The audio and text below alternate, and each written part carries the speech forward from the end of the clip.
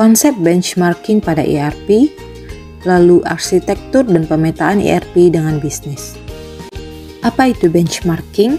Benchmarking adalah proses mengukur metrik bisnis utama dan praktik terbaik dan membandingkannya dalam area bisnis atau dengan internal perusahaan. Beberapa masalah atau praktik buruk selama implementasi dari ERP. Yang pertama ada copy, di mana copy yang dimaksud adalah sebagaimana adanya. Sistem IT baru yang dirancang berdasarkan kondisi saat ini atau tidak ada perbaikan sama sekali. Yang kedua, tidak validasi, yaitu sistem tidak sesuai dengan kebutuhan. Yang ketiga, tidak lancar, tidak mempertimbangkan kapasitas dan kemampuan internal pada saat ini. Dan yang keempat, done for fashion, di mana berdampak pada tidak efisiennya anggaran dan realisasinya.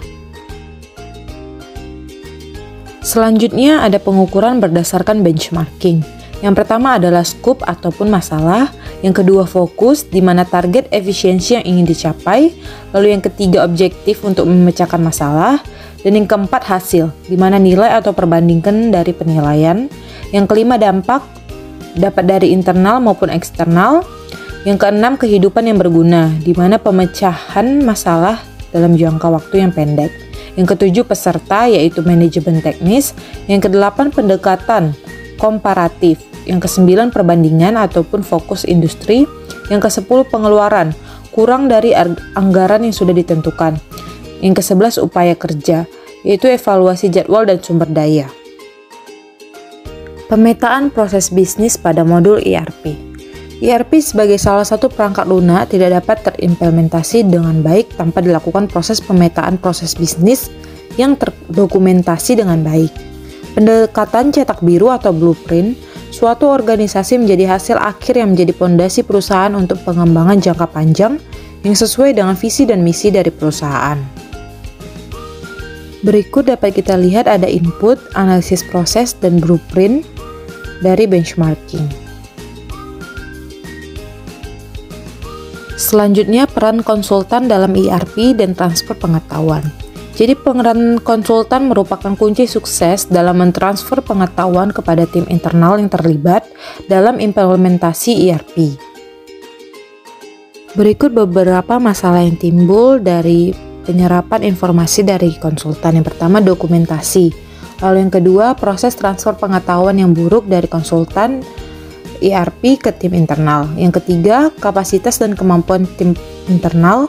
Lalu yang keempat, kurangnya dukungan dari manajemen puncak.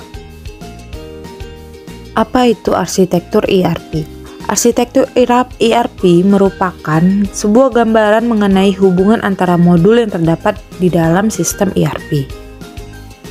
Berikut bagian yang terdapat dalam arsitektur ERP. Yang pertama, manajemen. Mulai dari level atas hingga supervisor harus memahami betul apa yang diinginkan manajemen. Dalam hal ini, CIO dan CFO sebagai penggerak proyek IT yang dapat mentransformasi bisnis. Yang kedua ada kolaborasi, di mana kerjasama tim yang baik dalam mewujudkan visi dan misi. Yang ketiga, integrasi. Sistem yang terintegrasi antara strategi perusahaan dan teknologi yang digunakan dalam mewujudkan strategi tersebut. Selanjutnya dapat kita lihat kriteria yang diukur untuk strategi yang dihasilkan dari penerapan integrasi IT dan proses bisnis. Selanjutnya ada peran migrasi data dalam menentukan tingkat kualitas data. Jadi faktor penting dalam migrasi data yang pertama adalah jenis dan jumlah data yang akan ditransfer ke database ERP.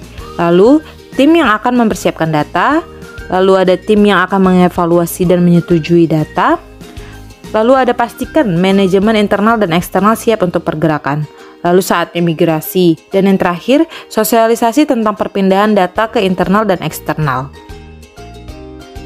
Sekian dan terima kasih.